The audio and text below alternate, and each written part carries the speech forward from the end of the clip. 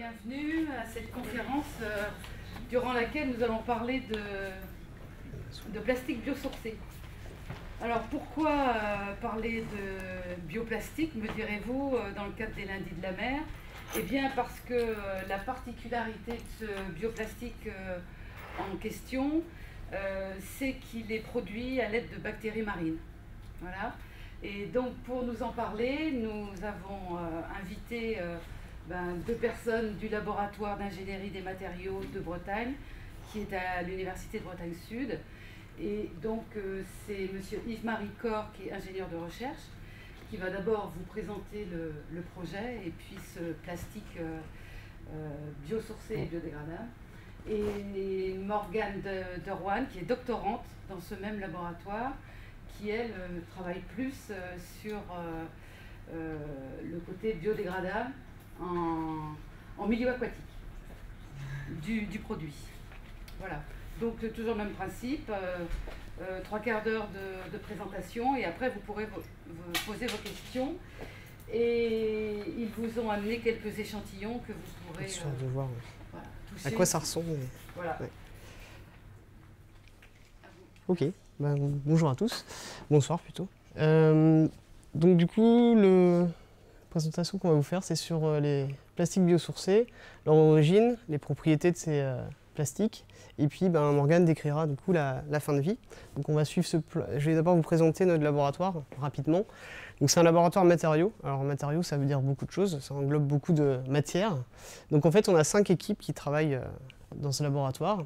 Donc nous, on fait partie de l'équipe polymères et composites, donc on travaille sur les polymères. Excusez-moi. Sinon, peut-être si vous vous mettez un tout petit peu derrière, parce que... Ok, très bien.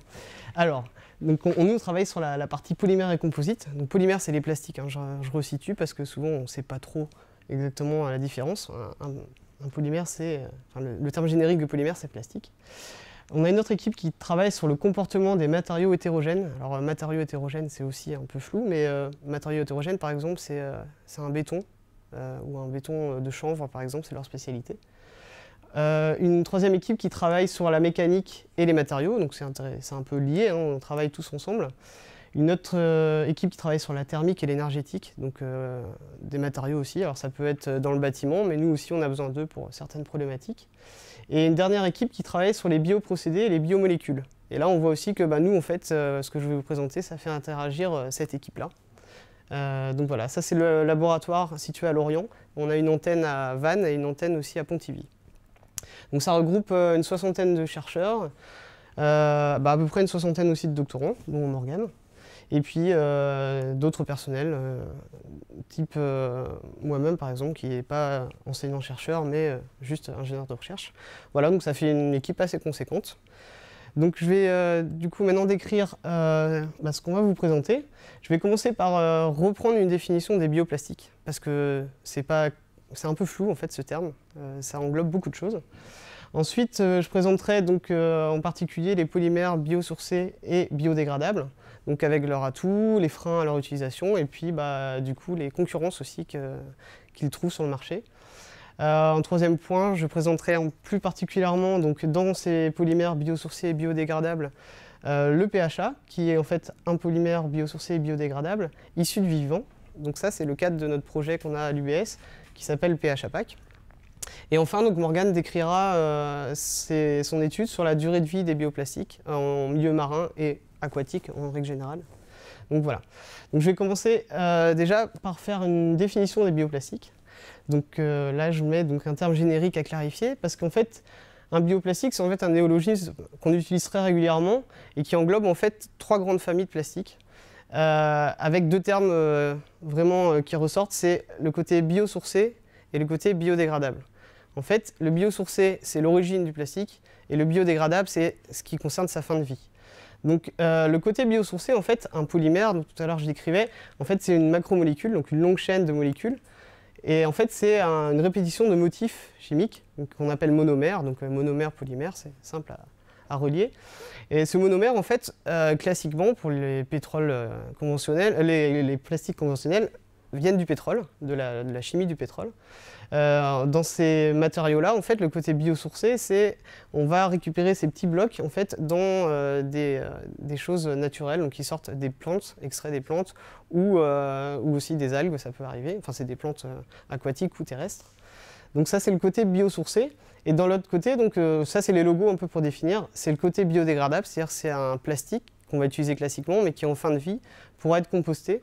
Alors dans différentes conditions, il y a différents types de compostage. On peut composter en conditions industrielles, c'est-à-dire on contrôle la température, l'humidité. Et puis il y a aussi dans l'autre sens le compostage dans le jardin, qui c'est pas les mêmes conditions. Donc il y a certains plastiques qui vont se dégrader dans un jardin, mais pas dans un centre d'enfouissement industriel, mais pas dans son jardin. Voilà. Donc ça nous fait en fait 3 groupes si on combine les différentes possibilités. On a des matériaux donc, qui sont non biosourcés mais biodégradables, donc qui viennent du pétrole et qui peuvent se biodégrader. Des matériaux qui sont biosourcés mais qui ne se biodégradent pas, donc qui sont aussi on va dire des matériaux bio, mais bon, en fin de vie, ça ne va pas se dégrader. Et puis nous, on va s'intéresser plus particulièrement du coup aux matériaux biosourcés et biodégradables, donc qui ont les deux côtés, qui sont issus du végétal et qui peuvent retourner dans la terre. Donc le premier point, c'est je vais décrire donc, un peu les atouts de ces matériaux. Au départ, déjà, c'est clairement une consommation en fait, réduite de ressources fossiles, parce que là, on utilise, en tout cas comme matière première, plus de pétrole ou de dérivés du pétrole. Du coup, on réduit aussi le cycle du carbone. Si on se base sur la durée de vie d'une plante sur laquelle on va extraire des molécules, la plante, elle a un cycle de vie de 1 an, on va dire, si on la cultive, hein, si on imagine par exemple du blé ou d'autres choses. Donc en fait, le carbone retourne à la Terre plus rapidement que quand on utilise du pétrole, ce qui est logique. Le pétrole a mis beaucoup plus de temps à se former. Son avantage premier, c'est sa biodégradabilité aussi. Il n'est pas aussi du coup affecté par les fluctuations du prix du pétrole, chose que du coup les plastiques conventionnels le sont. Ici on voit par exemple l'évolution, alors il date un peu, mais c'était en 2010-2011, l'évolution du prix de certains plastiques conventionnels, polystyrène ou polypropylène. On voit que ça fluctue beaucoup et du coup les industriels, eux, ils ont un peu du mal à répercuter ça sur leur prix. Par exemple, si sur un emballage, c'est difficile de faire augmenter aussi le prix d'un emballage. Donc ça c'est intéressant, c'est qu'on reste sur des ressources qui ont une fluctuation moins importante que celui du prix du pétrole. Et enfin, le côté marketing de la chose, c'est que ça a un impact positif sur l'image du produit que vous voulez vendre. Ça, pour l'instant, c'est presque le principal avantage de ce matériau. Et dans l'autre sens, en fait, il y a aussi, c'est pas si magique que ça, il y a des problèmes pour l'utiliser. Déjà, c'est un prix élevé. Là, on est au-dessus de 2 € du kilo. Un plastique conventionnel est plutôt de l'ordre de 1 € du kilo, voire moins. Il a une disponibilité aussi faible, il n'y a pas beaucoup de producteurs. Sa mise en œuvre est un peu plus difficile. C'est un matériau qui se dégrade plus facilement quand on le chauffe. Un autre problème aussi qui est lié un peu au marketing, c'est que c'est une identification floue, c'est-à-dire qu'il y a beaucoup de labels qui existent et les gens ne savent plus trop comment se repérer sur biodégradable, recyclable. Donc c'est un des freins à son utilisation. Il n'existe pas de filière de valorisation vraiment identifiée. C'est-à-dire par exemple aujourd'hui, si vous voulez faire des emballages compostables et que vous voulez les envoyer dans une usine qui fait du compost industriel, ils refusent les emballages faits en matière biodégradable parce qu'ils ne sont pas rentrés dans leur listing. Et puis ils considèrent que ce n'est pas quelque chose qui va apporter quelque chose au compost. Donc c'est aussi un point qu'il faut prendre en compte.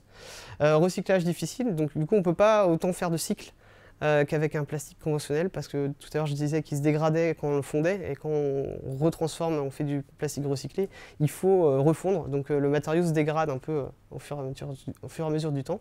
Et puis il y a le dernier point, c'est aussi un peu le côté marketing et ce qu'on en fait, c'est le scepticisme des consommateurs parce qu'il y a, tout à l'heure je parlais du blé, il y a le problème d'utilisation d'OGM par exemple.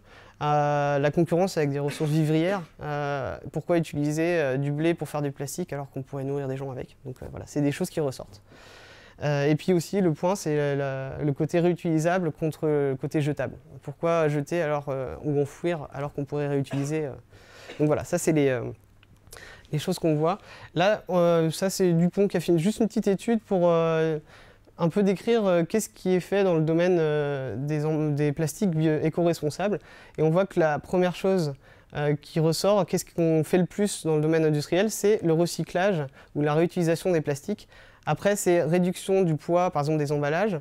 Et après, on retrouve, nous, nos matériaux, donc, qui sont soit issus de ressources renouvelables ou compostables. Donc on voit qu'on n'est pas, c'est pas forcément en tête, il y a de la concurrence.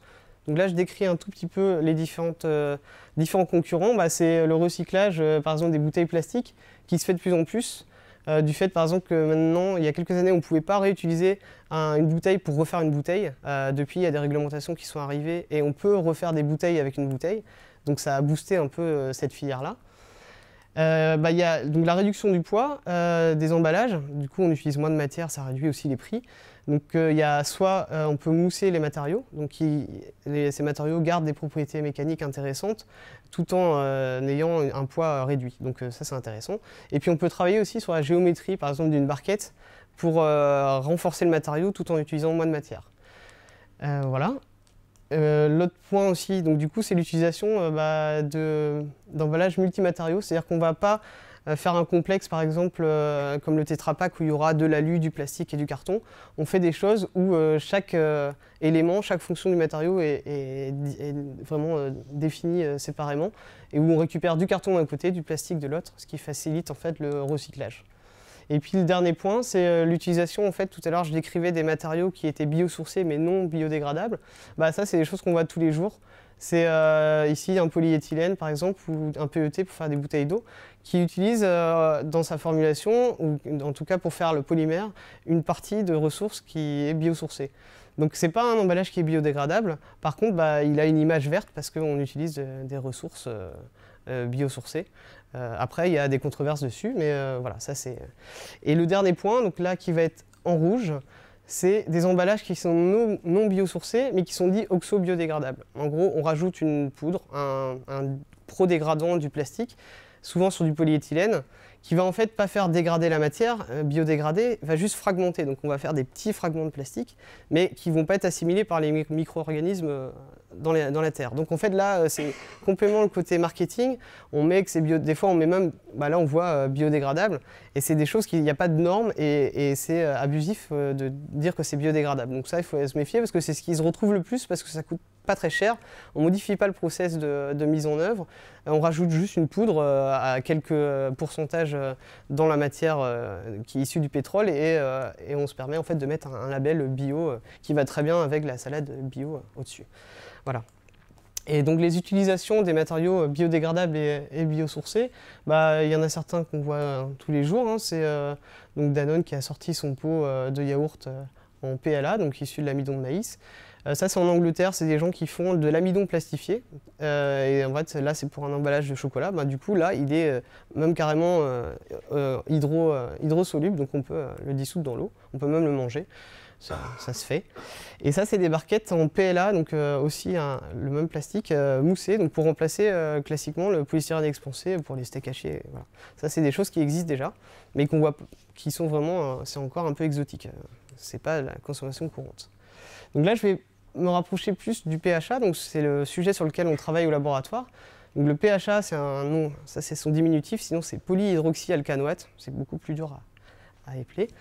Le PHA, en fait, nous en fait on travaille là-dessus. Le but c'est de faire un plastique, alors qu'on dit issu de la mer et produit localement, parce qu'en fait les deux challenges de ces matériaux-là, c'est de produire un PHA via une production, une synthèse bactérienne, à l'aide de souches marines qui ont été en fait isolées le long des côtes bretonnes. Donc ça c'est la première partie du challenge.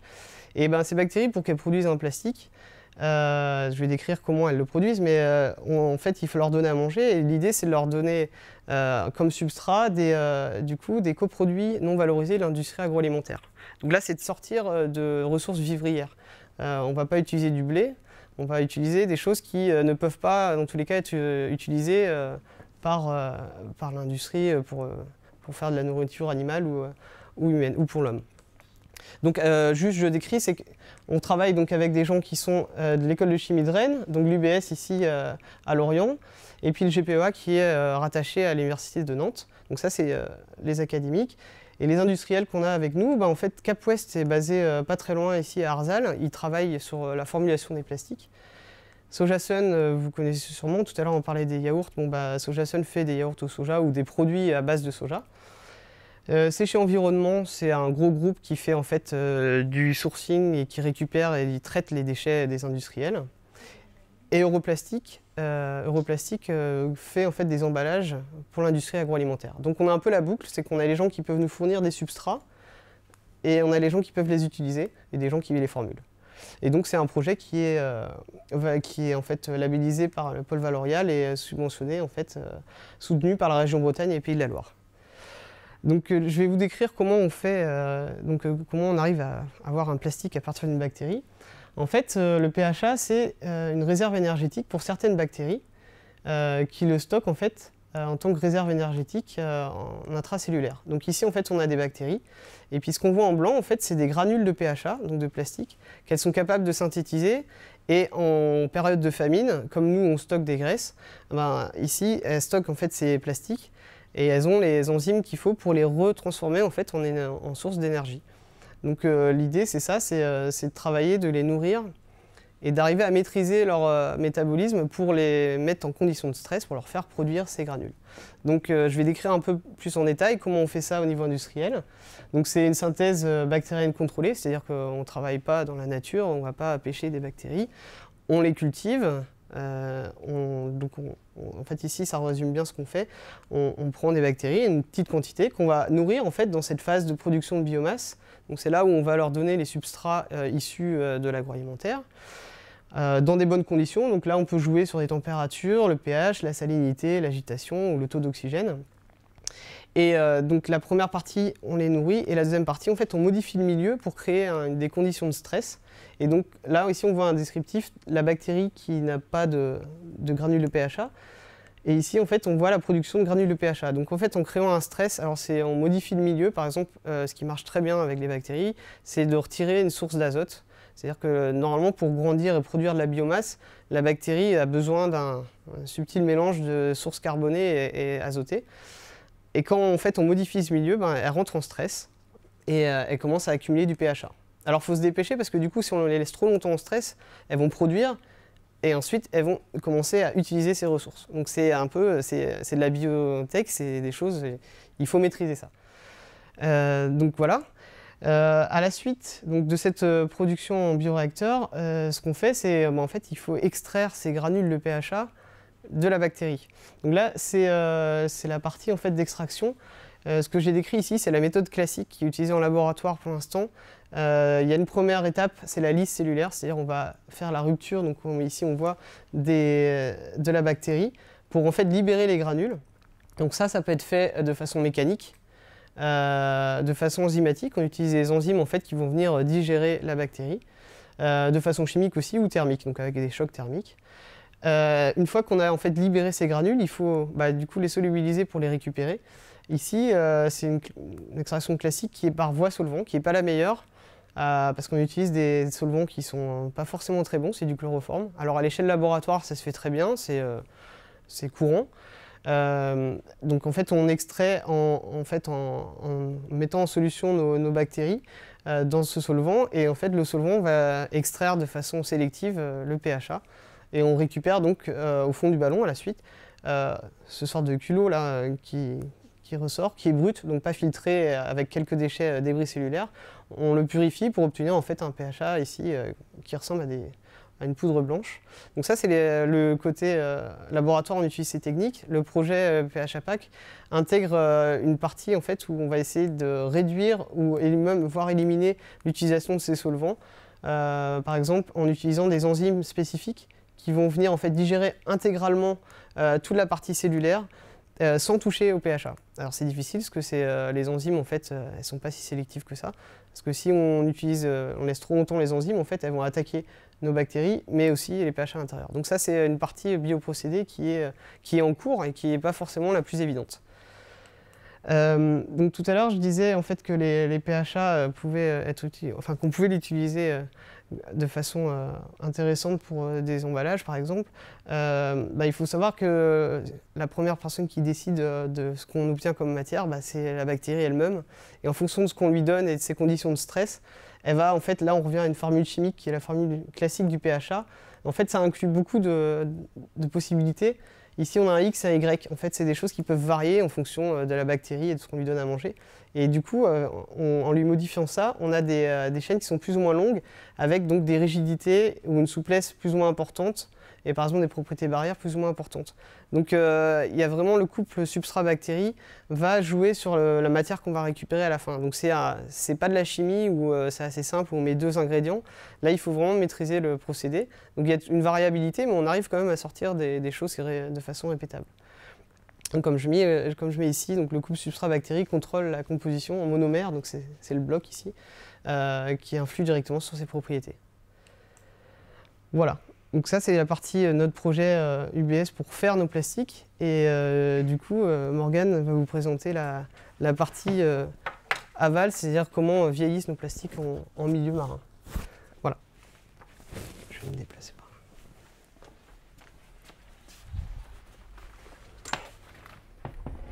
Je vais faire passer des échantillons en fait.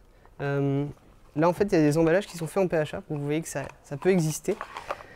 Donc ça existe. Et ça, en fait, c'est classique, c'est un polypropylène qui est utilisé tous les jours en emballage. Donc voilà. Et ça, c'est un film de PHA. Voilà. Juste pour que vous voyez un peu la texture et la tenue mécanique.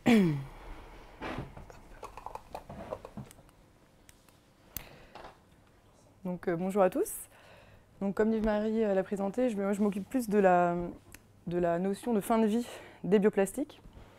Donc là, je vais vous présenter le contexte de mes travaux de recherche et puis quelques résultats pour montrer qu'on arrive quand même à avoir des plastiques qui se dégradent dans la mer. Donc je travaille avec Serbio et l'Ifremer de Brest. Donc l'Ifremer, ils sont assez connus dans le domaine et ils nous apportent beaucoup de soutien. Alors, c'est celui-là ? Tu vises le petit truc et c'est ah, ok. le plus proche de toi. Donc tout d'abord, en introduction, on peut voir que concernant les plastiques en général, il y a une évolution exponentielle depuis les années 50, donc depuis qu'on les a inventés. Donc avec une production de plus de 260 millions en 2010. Donc c'est assez impressionnant. Ensuite, les plastiques sont utilisés dans de nombreux domaines, donc principalement dans l'emballage, donc à plus de 44%. Donc nous, c'est cette partie qui va nous intéresser. Mais il y a aussi d'autres domaines comme le bâtiment, l'automobile, dans l'électronique. On retrouve le plastique vraiment partout. Donc l'emballage est le premier débouché. Et donc, dans l'emballage, les matériaux utilisés vont être à une utilisation plutôt courte. Donc par exemple, vous allez acheter quelque chose au supermarché, il va durer une semaine et ensuite l'emballage ira à la poubelle. Donc là, on peut se dire que pourquoi pas utiliser justement un bioplastique une fois qu'au lieu de le mettre à la poubelle, on le met dans son compost et ça évite un peu justement les volumes importants de déchets créés en France et dans le monde. Et donc voilà les problématiques, donc bien sûr liées, comme Yves-Marie l'a dit tout à l'heure, à la diminution des ressources pétrolières. Donc nous, en mettant en avant un plastique biosourcé, on évite d'utiliser ces ressources. Ensuite, il y a un gros problème lié à la gestion des déchets. Donc, le recyclage des plastiques est difficile. Donc, le recyclage est difficile, mais également, qu'est-ce qu'on fait de ces plastiques? Donc, justement, ça va être la suite de la présentation. Qu'est-ce qu'ils deviennent en fin de vie? Donc, la plupart des déchets plastiques sont mis en décharge ou incinérés. Donc, ils sont également recyclés, mais là, on peut parler que du recyclage pour les bouteilles d'eau, par exemple. Le reste, c'est très difficile ça avance très lentement. Donc ça, c'est le circuit traditionnel des traitements des déchets. Et il y a 15% de tous ces déchets qui échappent au circuit traditionnel. Et donc là, on peut se dire, mais où arrivent tous ces déchets? Et bien sûr, ils finissent avec le vent, les fleuves. Tous ces déchets, ces 15% de déchets qui ont échappé au circuit traditionnel finissent dans la mer. Et la mer devient alors une décharge flottante et on retrouve de tout. Des bouteilles, des briquets, des cordages de bateaux, etc., etc. Et 80% de ces déchets sont d'origine terrestre. Donc c'est vraiment l'homme qui pollue la nature. Donc maintenant, si on regarde la carte, donc là c'est une carte qui représente des courants océaniques. Et on peut voir que donc il y a vraiment des sortes de gyres. En gros, les courants océaniques s'enroulent les uns sur les autres. Ce qui fait que dans ces zones-là, on va retrouver une accumulation de déchets assez importante. Donc la plus connue, c'est celle ici dans le Pacifique Nord. Donc je ne sais pas si vous avez entendu parler du 6e continent. Donc c'est un énorme amas de plastique et qui est coincé justement à cause de ces gyres océaniques.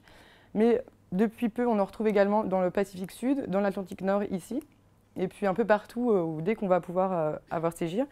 Donc ensuite, j'ai montré quelques exemples de pollution. Donc là, c'est en Inde par exemple. On peut voir qu'il n'y a même plus d'eau, on voit même plus l'eau tellement il y a de déchets dans l'eau. Donc là, c'est un fond marin en Méditerranée. La mer Méditerranée, c'est la mer la plus polluée du monde. Donc ici, justement, un exemple de ces déchets dans le Pacifique. Donc sur une plage en Floride. Donc là, c'est au Mexique. Donc on ne voit pas très bien, mais il y a beaucoup de déchets plastiques qui sont sur les plages quand les plages ne sont pas nettoyées. Et puis un autre exemple ici. Donc concernant la durée de vie des emballages, des emballages qu'on trouve partout.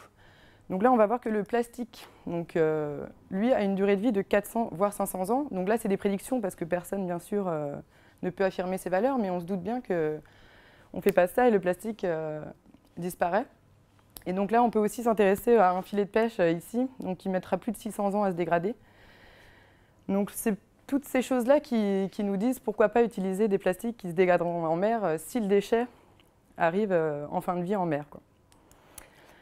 Et donc voilà, et les conséquences de ces déchets et macrodéchets sur la faune et la flore, et puis sur l'homme. Donc bien sûr, ça va être une extinction des espèces marines par étouffement, strangulation, également par malnutrition. Parce que les plastiques, même s'ils ne se biodégradent pas, ils se dégradent quand même un peu, donc avec le soleil et le ressac de la mer. Donc là, du macrodéchet, on va avoir des microdéchets. Donc là, ça devient assez dangereux parce que c'est les microdéchets, donc ils seront toujours présents, mais ils vont finir par devenir invisibles. Mais ils seront toujours là. Les plastiques sont vraiment toujours là après 500 ans. Et donc, il y a des études qui se font, notamment avec l'Ifremer en Méditerranée, par exemple, où ils arrivent à détecter des microplastiques dans les estomacs de poissons ou autres. Et il y a des endroits du monde où il y a plus de microplastiques que de plancton. Donc c'est vraiment, ça commence vraiment à devenir assez conséquent. Et donc en soi, ces microplastiques, ils ne sont pas dangereux. Le plastique n'est pas dangereux.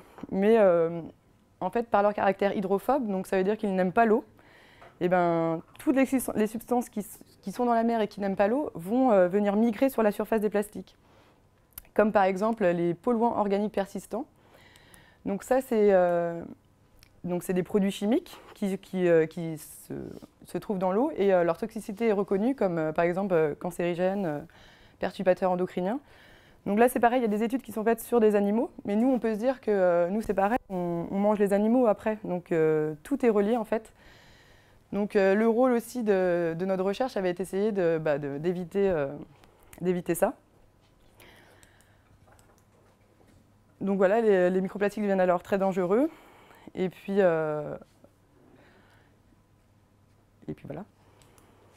Donc bien sûr, nous, l'homme, on est le dernier maillon de la chaîne alimentaire marine, donc on est à notre tour contaminé. Et ensuite, j'ai montré un exemple de quantité de plastique qui a été retrouvée dans l'estomac d'un albatros à côté d'Hawaï, donc vraiment très proche du 6e continent. Donc en gros, il y a 0,6 grammes de débris qui ont été retrouvés dans son estomac ici. Et il y a des scientifiques qui se sont amusés à ramener ça proportionnellement à l'homme, à l'être humain. Et donc ça fait 600 grammes de plastique.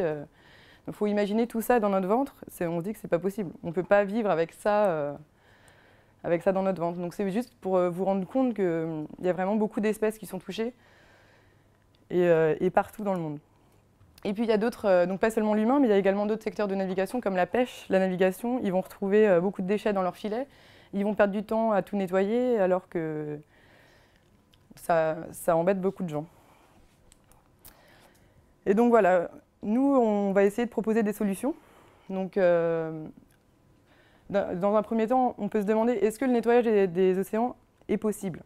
On se dit la surface est beaucoup trop importante à couvrir. En plus, les zones qui sont les plus polluées, c'est des zones internationales. Donc là, on va se dire qui va payer ? Tout le monde va donner un peu. Donc là, personne ne va payer, donc ça ne sera jamais nettoyé. Ensuite, il y a des solutions comme, par exemple, des grandes surfaces qui lancent des journées nettoyage de la nature. Donc là, c'est super, mais c'est vraiment 1% de la pollution, 1% de la pollution dans le monde. Donc on pourrait se dire également pourquoi on n'interdit pas le plastique. S'il pollue comme ça, on pourrait arrêter d'en produire, mais justement le plastique c'est quand même une réelle invention dans l'industrie, notamment pour ses faibles consommations énergétiques, pour le prix, pour la légèreté, pour la facilité de mise en œuvre. On peut vraiment tout faire en plastique. Donc c'est quand même très important. Et justement, nous, on se dit, on va essayer de mieux gérer la conception et aussi la fin de vie pour toujours travailler avec des plastiques, mais mieux contrôler la durée de vie. Et donc ça s'appelle l'éco-conception. Et ça va être la stratégie de mes travaux de thèse et puis la stratégie du laboratoire également. Donc la problématique, justement, ça va être les océans de plastique. L'objectif, maîtriser la durée de vie. Donc en gros, on se dit qu'une fois que notre emballage est arrivé dans l'eau de mer, dans le cas le plus pire, on pourra estimer et dire que le plastique se dégradera au bout de tant d'années ou tant de mois. Donc la solution, bien sûr, c'est de mieux gérer la conception et aussi la fin de vie. Donc là, quand on parle de conception et fin de vie, c'est comme Yves-Marie le disait, le plastique biosourcé et biodégradable. Et puis en essayant d'analyser le cycle de vie du plastique donc tout au long de son étape, donc de sa fabrication à sa fin de vie. Donc là, c'est ce que je présente ici. Donc sur les ressources, je me suis focalisée sur des plastiques biosourcés et biodégradables, donc PLA et PHA. Donc c'est deux sortes de plastiques les plus présents sur le marché, on va dire. Ensuite, la fabrication, je compare différentes géométries, donc pour voir justement s'il y a une influence, si la géométrie va jouer sur la dégradation. Et ensuite, je viens simuler cette phase d'immersion dans l'eau par des tests en laboratoire et par des tests également en conditions naturelles au port de Lorient. Et enfin, cet aspect de fin de vie, donc là, je viens quantifier cette biodégradation. Je viens voir vraiment s'il y a une activité bactérienne, est-ce que mes plastiques sont mangés par les bactéries marines? C'est ça qu'on appelle la biodégradation. Il faut vraiment que le plastique soit considéré comme aliment pour justement recréer cette nouvelle biomasse pour revenir à la Terre et que la boucle soit bouclée. Donc pour la méthode de travail concernant la phase utilisation. Donc justement, j'étudie le vieillissement naturel de ces plastiques à Lorient. Donc là, en fait, on a installé des filets sous un ponton au port de Carnével. Et puis, je vais prélever mes échantillons qui ont vieilli après un certain temps. Ensuite, avec l'Ifremer de Brest, on travaille dans des cuves à différentes températures. Donc c'est de l'eau de mer renouvelée de la rade de Brest et filtrée pour éviter une prolifération bactérienne. Et l'intérêt d'avoir ces températures-là, c'est qu'on va pouvoir prédire, on peut accélérer la dégradation et prédire plus facilement la durée de vie, de nos plastiques. Et également, je travaille sur un vieillissement accéléré en eau distillée. Donc l'eau distillée, c'est de l'eau sans sels minéraux, c'est pas celle qui sort du robinet, elle est filtrée également pour qu'on ait que l'effet de l'eau sur les plastiques pour essayer de découpler un peu ces phénomènes. Et donc pareil à différentes températures. Donc voilà, toujours dans l'optique d'accélérer le vieillissement.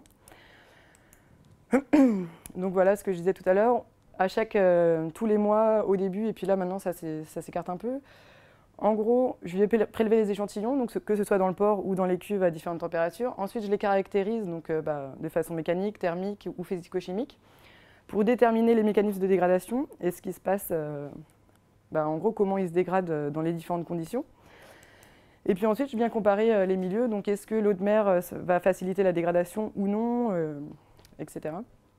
Et puis, concernant les tests de fin de vie, donc là, de biodégradation,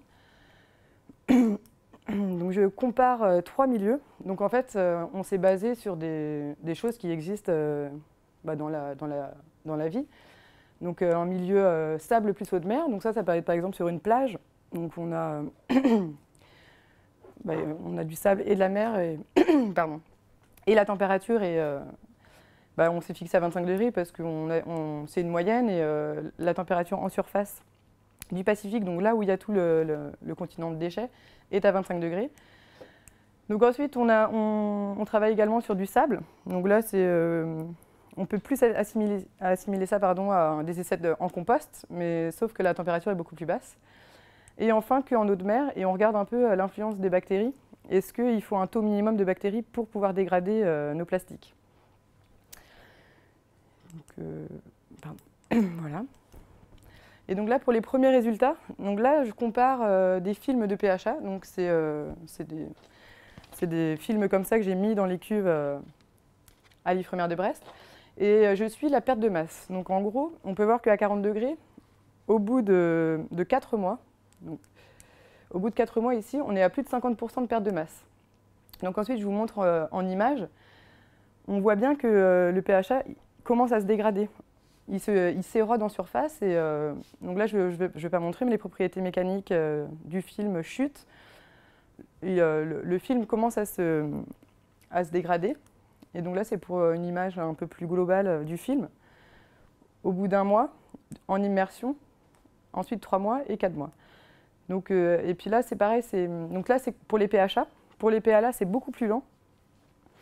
Et on se rend bien souvent, les gens, c'est pareil, on leur dit un polymère biodégradable, il va se biodégrader. Une fois qu'on va le mettre, qu'on s'en sert plus, il va se biodégrader. Non, il faut qu'il y ait des conditions spéciales pour qu'il se dégrade. Là, on voit bien, il met 1 mois à commencer à se dégrader. Et une fois, et là, au bout de 4 mois, il est complètement dégradé. Mais il y a un petit temps d'adaptation quand même dans le milieu.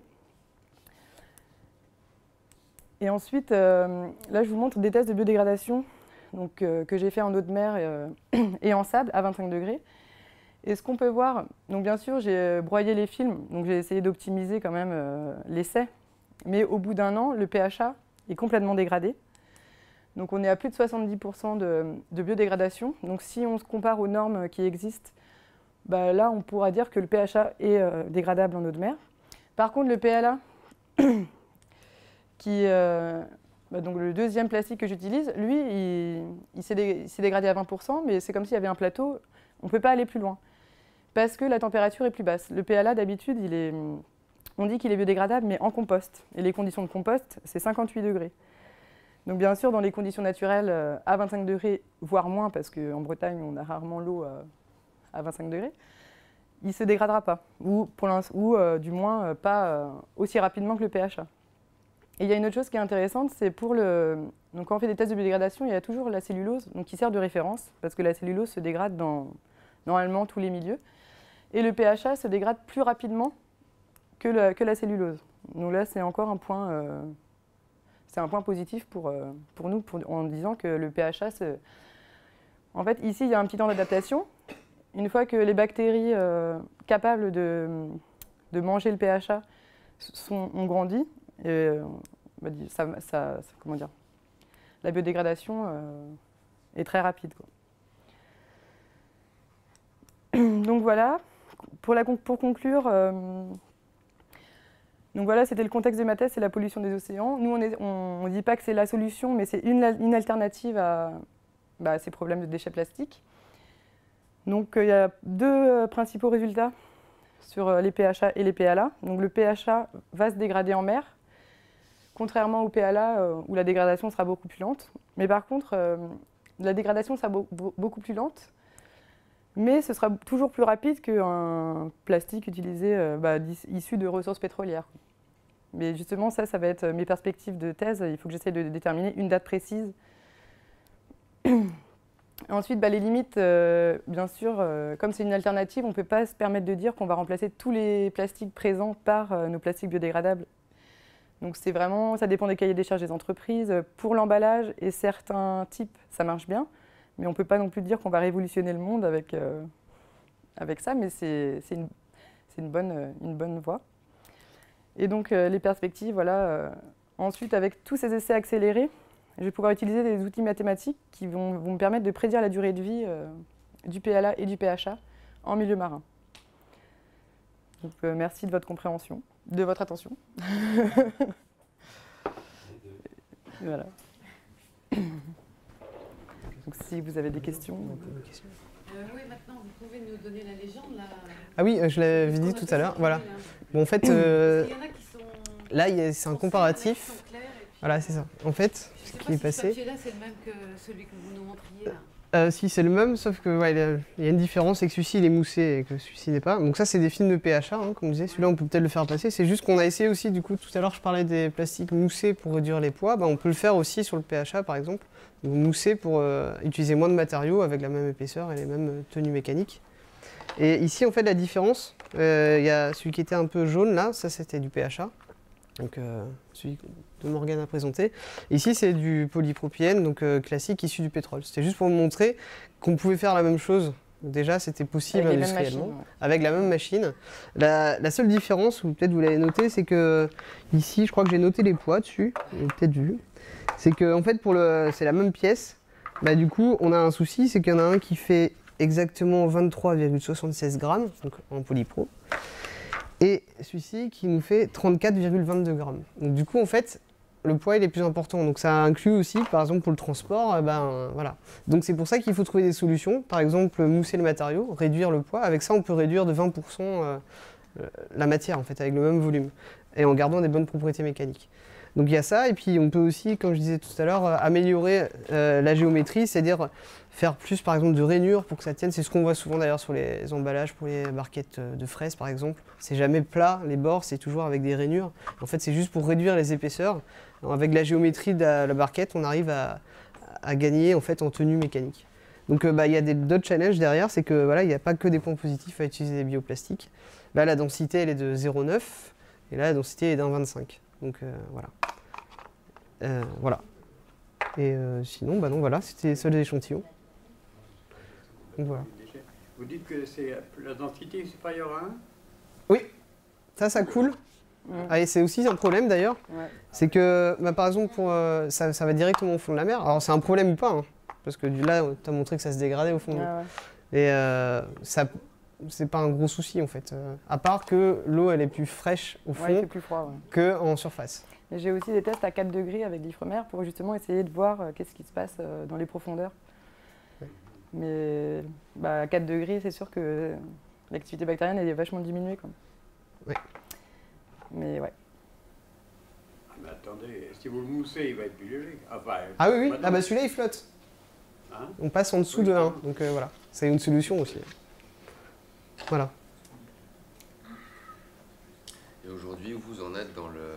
Parce que moi, en fait, je suis responsable commercial pour une entreprise qui s'appelle ANL Plastique, qui fabrique des emballages, donc des barquettes pour Bonduelle, des barquettes pour Fleury Michon, par exemple. Donc beaucoup en polypropylène, donc la matière que vous avez là.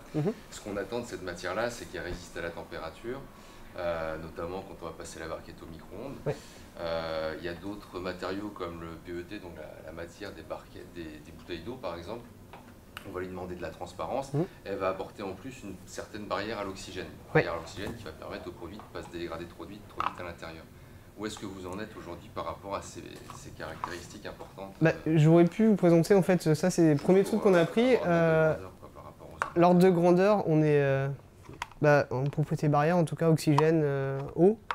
On est mieux que le polystyrène, mais ça c'est facile. On est au-dessus du PET. Par contre, on n'aura jamais de transparence avec celui-là. En fait, c'est lié à sa cristallinité, le matériau. Donc, du coup, en propriété barrière, on est bon. Par rapport, par exemple, au PLA. Le PLA, j'ai pas ici des échantillons, mais il est plus moins cristallin. Donc, du coup, plus transparent. Donc, voilà. Après, c'est toujours des donnant-donnant, quoi. Ouais, donc, et en tenue thermique, ça, c'est micro-ondable. C'est l'équivalent du PP. La HDT, je ne sais plus à combien, mais chose que le PLA, par exemple, on ne peut pas. Le PLA à 50-60, un matériau perd sa forme. On ne peut pas servir un café dans un verre, un gobelet en plastique en PLA, par exemple. Avec celui-ci, on pourrait. Par contre, on ne verrait pas qu'on sert un café parce que c'est pas transparent. Donc voilà, c'est toujours des choses... Mais par contre, le PLA est produit en plus grosse quantité, est disponible beaucoup plus facilement. Le PHA, il est dans ses balbutiements encore. Il n'y a que, on va dire, 3 fournisseurs avec des productions qui sont quand même assez faibles. Mais en emballage, il a ses avantages, même couplé à un autre bioplastique. On peut imaginer faire un film à double couche. C'est des choses qui se font. Voilà. Parce qu'après, le jour où ça sort, il y a un enjeu phénoménal. C'est parce que le PLA, pourquoi il n'est pas sorti en fait? Pourquoi il n'est jamais sorti? Il est sorti. Il n'a jamais explosé en fait. Il n'a jamais explosé parce que malgré les gros lobbies qui ont été mis sur par Natureworks, qui est fournisseur de PLA, il n'a jamais atteint le niveau de compétence, entre guillemets, des plastiques qui étaient en place sur des caractéristiques données dans l'application. Et il y a eu, voilà. Et c'est pour ça qu'il est... Et puis le prix. Il y a eu le prix. Alors le prix a beaucoup chuté. Et il y a eu aussi, tout à l'heure je l'écrivais, l'utilisation des plastiques recyclés, le PET recyclé qu'on ne pouvait pas utiliser. En fait, ça arrivait juste au moment où le PLA arrivait, où il y avait des gens qui faisaient des... Moi, j'ai fait une thèse sur le PLA moussé pour faire des emballages. Et ben, pendant 3 ans, on nous a dit, il y avait des gros industriels, il y avait Auchan qui était derrière, ils disaient, dès que vous avez, on vous achète. Donc moi, au début, j'ai commencé ma thèse, j'ai dit, super, il y a de l'avenir et tout. Et à ce moment-là, ça c'était en 2008. En 2008, il y a eu une directive européenne qui a modifié, qui a dit qu'on pouvait utiliser le PET recyclé avec une filière bien suivie, et que la bouteille, on pouvait en faire une bouteille par exemple. Donc on pouvait aussi l'utiliser pour faire un emballage. Et du coup, Auchan, ils ont fait « Ah bah non, ça c'est mieux, ça coûte moins cher, c'est beaucoup moins embêtant, il n'y a pas besoin de faire de R&D, donc on va là-dessus. » Et du coup, moi en 3 ans, j'ai vu l'engouement qu'il y avait pour le PLA chuter complètement, parce que du coup, il y avait un nouveau concurrent qui faisait pas, on faisait pas le poids devant, quoi. Mais après, il pourrait y avoir des... par contre, pour les sacs de caisse, par exemple, comme tu décrivais, là, c'est ce qu'on retrouve souvent à voler n'importe où. S'il y a une directive européenne, ou enfin une réglementation qui interdit totalement les sacs en polyéthylène, par exemple, il peut y avoir un avenir pour ces bioplastiques-là. Ouais. Il faut juste Alors, en Italie, aussi... c'est le cas.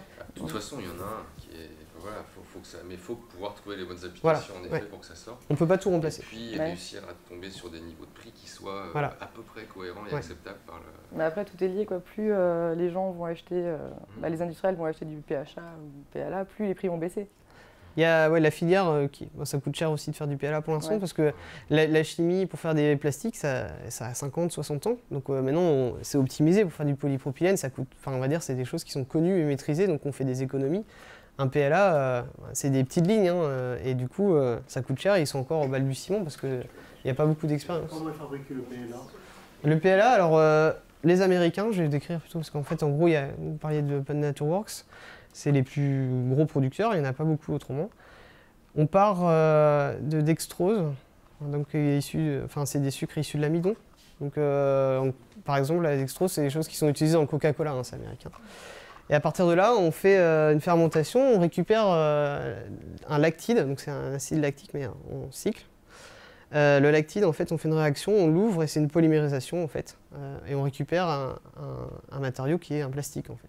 Donc, par contre, dans cette réaction, là, pour partir de l'amidon jusqu'au polymère, on utilise aussi des catalyseurs qui ne sont pas forcément... En chimie, généralement, il y a des catalyseurs pour augmenter les rendements, par exemple. Il y a beaucoup d'utilisation d'un catalyseur qui est à base d'étain. Alors, il n'y en a pas beaucoup, mais bon, c'est controversé. Et beaucoup d'utilisation de gypse. Donc en fait, il y a des coproduits qui sont utilisés aussi pour la réaction. Donc là, il y a beaucoup de recherches faites aussi pour améliorer ces procédés et les rendre encore plus verts. Parce qu'il y a des choses on peut arriver à un produit qui se biodégrade et tout, mais il faut regarder comment on le fait. Tout à l'heure, Morgane parlait de l'analyse de cycle de vie. On ne se focalise pas juste sur le produit. Il faut regarder ce qu'il y a en amont et puis comment ça se finit en aval, quoi. Donc des fois, on présente des solutions comme étant miraculeuses. Il faut regarder un peu au-dessus aussi. Nous, là, on fait travailler nos bactéries. Bon, c'est gratuit, on n'exploite personne. Par contre, on a vu que pour extraire notre plastique, à la fin, pour l'instant, la meilleure solution, c'était d'utiliser un solvant. Si le solvant, on ne sait pas le recycler, on ne le réutilise pas en boucle, c'est sûr qu'au niveau environnemental, c'est pas terrible. Donc, moi, j'ai pas bien compris la source du PHA. La source, Ouais. c'est-à-dire? D'où ça vient exactement? C'est comme si c'est comme si nous, on était une bactérie. Oui, mais d'où vous les prenez, les bactéries? C'est des bactéries qui ont été isolées. Alors, une bactérie, on l'isole, après on peut la cultiver et la faire se démultiplier. Ouais. Mais vous la prenez de d'où? Ça a été extrait de mollusques, sur des mollusques qui, au large des côtes. Et du coup, qui sont fixés là et qui ont l'habitude de vivre qui vivent en milieu marin, salin. Et on en a screené, au départ, on est parti sur 50 bactéries qui avaient été isolées. Sur des mollusques? Sur des mollusques, oui. Et Sur quel type, par exemple? Il y en a différents, moi je peux pas tout décrire et je peux pas tout donner, c'est un projet. Mais c'est des choses qui ont été naturellement juste. C'est parti d'un screening, donc une étude vraiment basique en microbio, et on est arrivé. C'est une démarche collaboratoire, actuellement. Ah non, justement, là j'ai une manip sur le feu qui est à la sortie. Là on a commencé les premiers essais, on était sur un réacteur d'1 litre, donc on fait travailler 1 litre de bouillon de bactéries. Là, la semaine dernière, on a fait avec un prestataire, on a travaillé sur une échelle de 50 litres. Et en fait, c'est toujours du scale-up. On fait échelle x 50, donc 50 litres. Et l'étape après, ça sera faire x 50 ou x 100.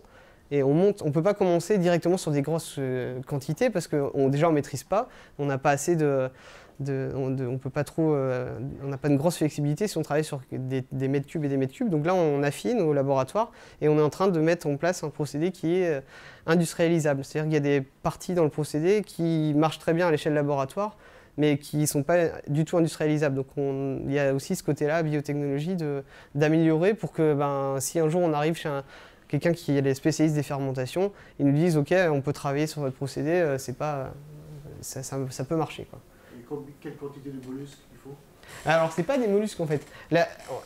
À l'initiale, on est allé chercher des bactéries, on a isolé des bactéries sur des mollusques. Alors, isoler, c'est qu'on prend un milieu et on regarde au microscope et on voit, tiens, là, il y a une famille de bactéries, on va la prélever.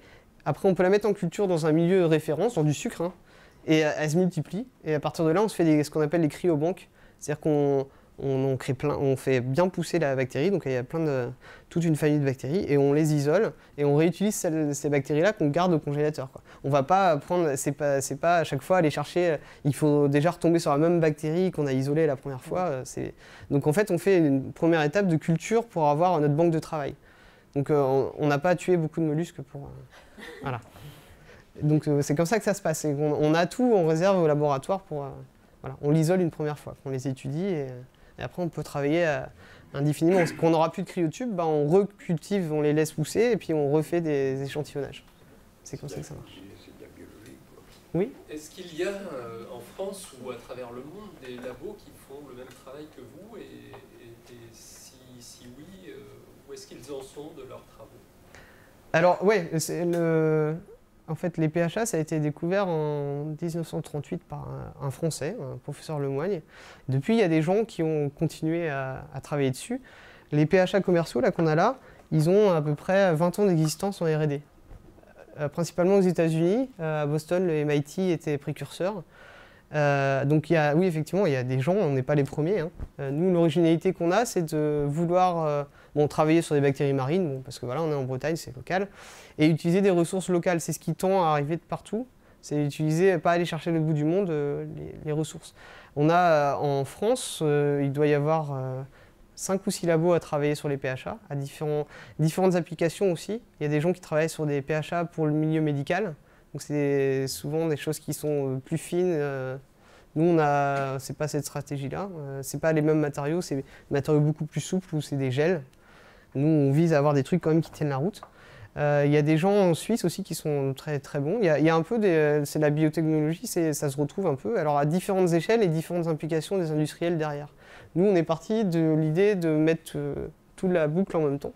C'est-à-dire que les gens qui peuvent avoir les substrats locaux, les gens qui savent faire la biotechnologie là-dessus, et puis les utilisateurs vraiment en finale, et comme ça c'est une boucle. Alors c'est peut-être un peu idéal, mais enfin pour l'instant ça marche bien. Parce que les gens qui nous font ça, par exemple, c'est les partenaires, c'est Europlastic. Et eux, ils ont un cahier des charges là-dessus, ils disent nos matériaux, il faut qu'on ait ça. Et du coup, quand on produit nos PHA, on les compare toujours avec leur cahier des charges aussi. Ça nous permet de garder une cohérence avec l'industrie. Mais il y a d'autres personnes qui travaillent encore avec des industriels. Il y a Veolia, par exemple, qui, eux, veulent valoriser les boues des stations d'épuration pour faire des PHA aussi. Donc c'est un projet qui date de 2008. La première thésarde a commencé en 2008. Et là, ils ont fait un petit pilote de production en Belgique. Ça s'appelle Aqualis. Et du coup, alors c'est encore un peu exotique et puis secret, c'est-à-dire que c'est pas des grosses productions, hein. Ils sont comme nous à l'ordre de la centaine, voire le kilo de plastique produit, mais pas plus. Après, il y a c'est des gros investissements pour produire en grosse quantité, quoi. Donc voilà, c'est un peu ça le schéma un peu qui existe ce temps-ci. C'est pas des grosses. Il y a pas mal de laboratoires qui font du fondamental dessus. Voilà. Est-ce que vous ne pourriez pas faire des pots de fleurs On peut faire des pots de fleurs. Repiquer directement sans... Ah bah oui, oui. Alors il y a des choses qui existaient déjà en cellulose et tout, hein. Il y a Ecofeutre, une société qui est dans le coin, qui fait déjà des choses qu'on peut planter et qui n'y a pas besoin de les dépoter. En fait, on met tout directement. Là, c'est des choses qui peuvent être intéressantes à étudier parce que du coup, en plus, on va concentrer un milieu bactérien autour. Parce qu'en fait, il faut une population bactérienne pour dégrader le matériau. Donc ça peut être intéressant, ouais, pour certaines applications. Après, un pot de fleurs, il faut qu'il ne soit pas trop cher non plus. Donc c'est toujours ça le compromis. Est-ce qu'on est prêt à mettre 50% de prix en plus parce qu'on n'a pas besoin de le tirer de la terre pour virer le pot, quoi. Enfin, on n'a pas besoin de le dépoter pour le mettre en terre plutôt. Mais on pourrait. Hein. Enfin, c'est des choses qui se font facilement. Ça doit être beaucoup plus simple pour les produits alimentaires lorsqu'ils seront dans des petites barquettes comme ceci. En fait, ouais. Ce qui est en fait pas sain dans les plastiques, c'est pas tant le plastique en soi, c'est ce qu'on rajoute dedans. Et on met des additifs en fait souvent dans les matériaux pour garder une souplesse. On parlait des phtalates, c'est des plastifiants. Ici, c'est pas sûr que les industriels, si ça marche un jour, enfin si ça marche ou si ça se développe, n'aient pas envie de faire la même chose qu'avec ce plastique-là, c'est-à-dire rajouter un plastifiant pour gagner en souplesse, pour, je sais pas, tout à l'heure on parlait des propriétés fonctionnelles, propriétés barrières. Donc après, ça dépendra aussi de ce que font les gens avec. C'est la formulation, c'est ce qu'on rajoute. Parce qu'en soi, un plastique, il n'y a pas de problème de migration sur un polymère qui est pur. C'est ce qu'on lui rajoute dedans pour améliorer ses propriétés. Donc c'est pas forcément gagné. C'est pas plus sain qu'un autre, mais en tout cas, il est plus sain pour la nature au départ. Voilà. Voilà.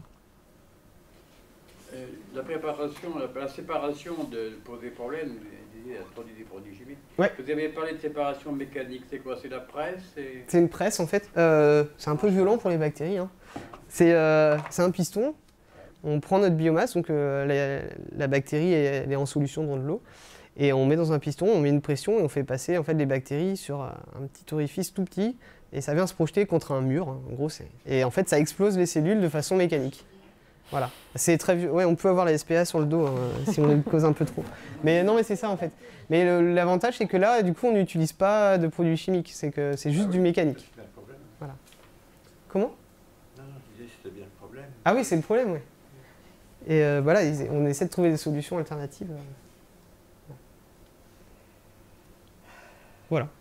Je ne sais pas s'il y a d'autres questions. Pour avoir un ordre d'idée, quel est le volume de bactéries pour obtenir un volume de pH? Alors, en nombre, moi j'ai en quantité UFC, on est dans les 10 puissance 9, le nombre de bactéries, c'est en dénombrement. De façon plus macro, nous, on travaille sur des réacteurs quand on fait des PHA. On a pour 1 litre de milieu de culture, parce qu'en fait, on atteint un plateau, on peut pas. Au bout d'un moment, en fait, les bactéries, elles sont. Il y a, comme nous, hein, quand il y a trop de monde autour, bah, ça pousse pas plus. Hein. Donc, on a toujours un plateau.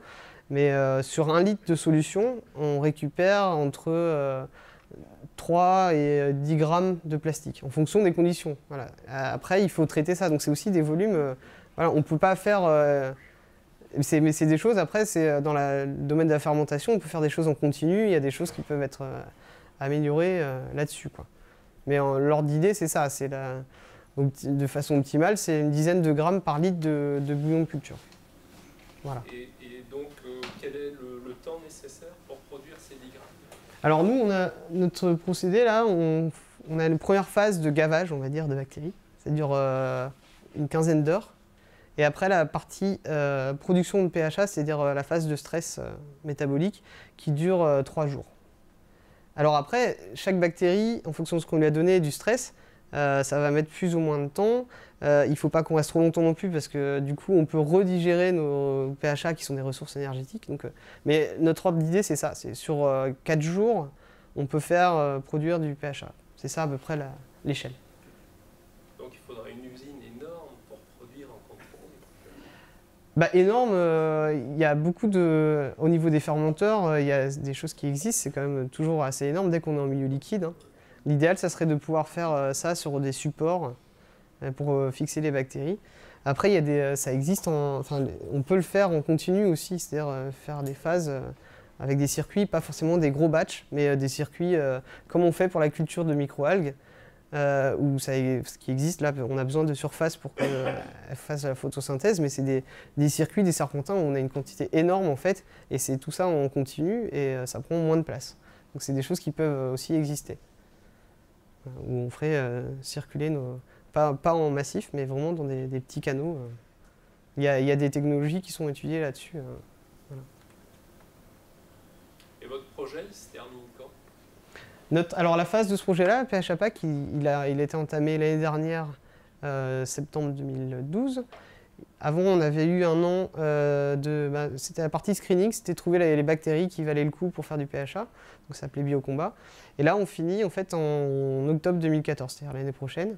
Et à partir de là, on a nos industriels. On sait que pour continuer, il faut une application des industriels, parce qu'on ne peut plus rester sur juste de la subvention de région. Hein. Ils sont au départ pour initier des innovations, et après, c'est les industriels qui doivent prendre le relais, parce que c'est comme ça qu'ils doivent jouer le jeu. Donc à partir des résultats qu'on aura eus, il y aura une décision prise de poursuivre et justement de passer à l'échelle plus industrielle, à l'échelle du mètre cube ou de la dizaine de mètres cubes. Pour l'instant, les industriels accrochent, mais voilà, c'est toujours des choix, comme on disait tout à l'heure, le PLA qui a tiré et puis à la fin on lâche l'affaire. Voilà. Donc là, on est toujours à l'interface entre l'académique et puis l'industrie, et la balance, on verra bien au bout de ces 2 ans-là. Vous avez bon espoir d'un débouché? Il y a encore du travail, hein, c'est sûr. Ce qui est intéressant, c'est que c'est un peu innovant au niveau des ressources qu'on utilise. Elles sont locales, parce que Sojasun, par exemple, nous fournit des substrats qui sont produits, en tout cas qui émanent de leur production à Rennes, par exemple, donc on est proche. Ça, c'est intéressant. Il faudra que les industriels s'engagent sur encore de la recherche. Donc, moi, je suis confiant, mais ça peut vite tomber à l'eau aussi. Voilà, c'est de la recherche. Voilà. Que faites-vous des déchets? Vous prélevez une petite partie? Des déchets... Des bactéries, vous prélevez une partie et après? On peut imaginer, on a vu, alors soit les réintégrer en fait en charge dans les plastiques. C'est intéressant, ça c'est des choses qu'on fait. Dans certains matériaux, on peut rajouter ces charges-là, hein, c'est de la biomasse. Sinon, ça peut être intégré en méthanisation, par exemple, ou en compostage. Voilà. Sachant que le rapport, nous, ce qu'on arrive à avoir, donc on a une biomasse, on va dire biomasse sèche, sur 1 gramme de biomasse sèche donc sortie du fermenteur, on en extrait entre 60 et 80% de PHA. Donc il y a quand même un taux de PHA assez important. Donc il ne reste plus grand-chose comme déchet derrière. Voilà. Ça, c'est aussi intéressant. Les bactéries qu'on a ont un ratio assez important. Voilà. Parce que s'il n'y avait que 2% de PHA dans les bactéries, économiquement, ça ne serait pas viable. Voilà. Voilà. Bon, écoutez, merci. Merci pour votre attention.